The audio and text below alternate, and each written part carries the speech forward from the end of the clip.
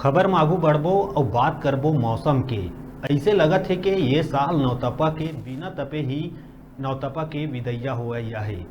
आज नौतपा लगे 4 दिन हो गए हैं, लेकिन जिन दिन ले नौतपा लगे है मौसम के मिजाज भी कुछ बिगड़े असन है। आसमान में छाए बादल के कारण तापमान भी ज़्यादा नहीं है, लेकिन अब मौसम विभाग है छत्तीसगढ़ में तेज आंधी तूफान और बिजली गिरे के लेके अलर्ट जारी कर दिए हैं। मौसम विभाग के मुताबिक पूर्व पश्चिम द्रोणिका उत्तर पश्चिम राजस्थान ले दक्षिण बिहार तक 0.9 किलोमीटर ऊंचाई तक बने हैं, जेकर ले प्रदेश में कुछ जगह में हल्का वर्षा होए और गरज चमक के संग छींटा पड़े के संभावना है। मौसम विभाग के अनुमान है कि मानसून घलौक हफ्ता 10 दिन में बस अवैया है। ऐसे में कहे जा सकत है कि अब प्रदेशवासी मन ला भीषण गर्मी के प्रकोप झेले बर नहीं पड़ी।